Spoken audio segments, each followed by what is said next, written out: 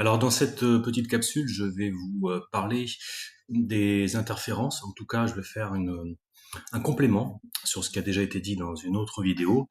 Et je voudrais aujourd'hui focaliser sur les interférences humaines, donc les défunts, les désincarnés. Alors, pourquoi je vais vous parler de ça? Parce qu'en fait, le but c'est surtout de mieux vous faire comprendre les mécanismes d'interférence. Donc là, en l'occurrence, aujourd'hui, par rapport aux défunts. Alors, faut savoir que un défunt, un fantôme, une âme errante, ça c'est la même chose. On utilise le terme du désincarné, hypnose régressive, peut en fait interférer à la fois la partie physique incarnée, mais également la partie subliminale. Alors, ce qu'il faut savoir, c'est que pour un désincarné, qu'une âme errante, j'allais dire, impacte donc négativement un être incarné, eh bien, il faut qu'il y ait une autorisation. Ça, c'est très important. Ça veut dire quoi? C'est que si on prend l'exemple d'un défunt, d'un désincarné dans un logement, dans une maison, par exemple, eh bien, si il n'y a aucun lien avec les habitants du logement, en général, eh bien, ce qui va se passer, c'est que ce désincarné va polluer, parasiter le logement par ses énergies. Il va mettre ses énergies un peu partout dans le logement. Voilà, c'est une certaine forme de pollution. Donc les habitants qui ont une certaine sensibilité ou des facultés extrasensorielles vont pouvoir le sentir, le percevoir d'une manière ou d'une autre. Ça, c'est tout à fait possible. Mais logiquement, ça n'ira pas plus loin que ça. Par contre, si ce désincarné, ce défunt, a un lien avec un des habitants du logement, exemple classique, mari-femme, conjointe, ou lien familial, frère, sœur, etc. Eh bien, dans ces cas-là,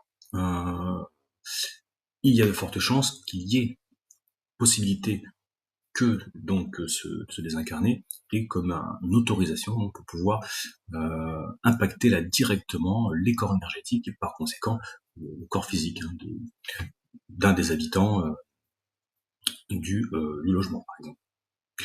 Alors, pour préciser la chose, je vais prendre l'exemple d'un mari et d'une femme.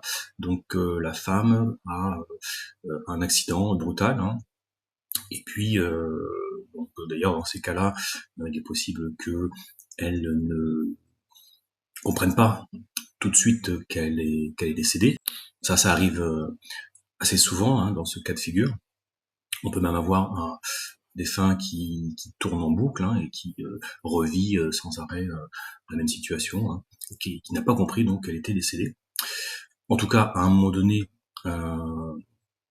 c'est quand elle a réalisé qu'elle est vraiment décédée, eh bien, en restant dans ce cas du mari et de la femme, il y a de très fortes chances que cette femme, si elle a un lien, ça c'est la deuxième condition, émotionnelle fort, si cette femme a notamment un lien fort d'amour et puis surtout des émotions négatives de type colère, tristesse, incompréhension, culpabilité, etc.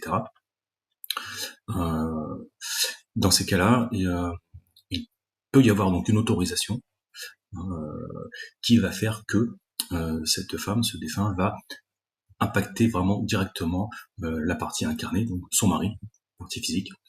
Et là, dans ces cas-là, il peut se produire pour ce mari des symptômes, des problématiques physiques directement en lien avec, eh bien, par exemple, ce qui a pu arriver à cette femme. Là, j'ai pris l'exemple d'un accident.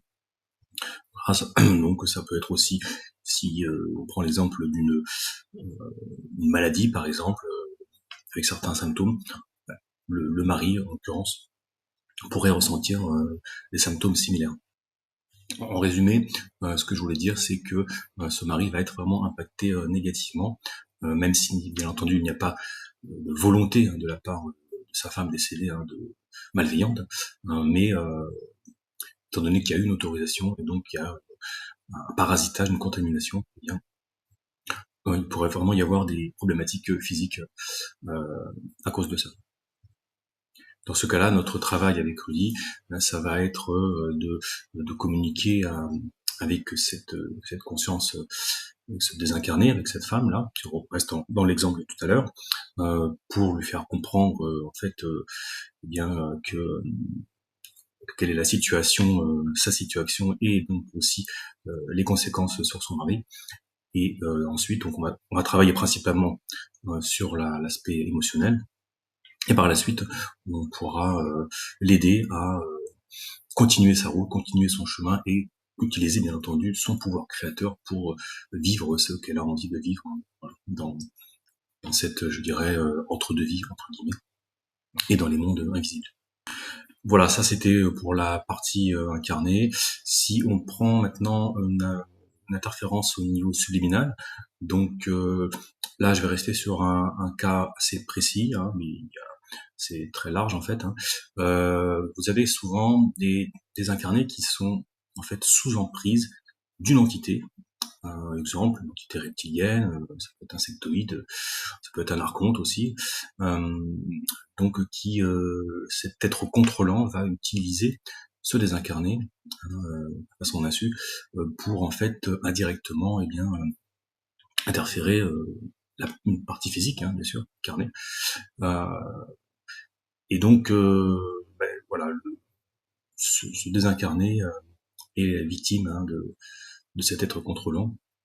Dans ce cas-là, ce qu'on aura à faire avec Rudy en session, c'est d'aller bien sûr communiquer, hein, avec ce désincarné, et lui faire montrer la vérité, lui faire voir quelle est sa situation réelle, voilà, pour ensuite pouvoir le libérer. Hein. Bien entendu, il faudra aussi travailler au niveau, hein, de l'être contrôlant. Mais en tout cas, là aussi, il y aura vraiment ce travail d'accompagnement et d'aide au niveau de ce désincarné. Voilà, j'en ai terminé pour cette vidéo. Je vous laisse faire vos commentaires, liker, partager. Si vous avez des questions, contactez-moi directement. Pour celles et ceux qui voudraient faire une session, n'hésitez pas à m'appeler également. Merci pour votre attention. À bientôt.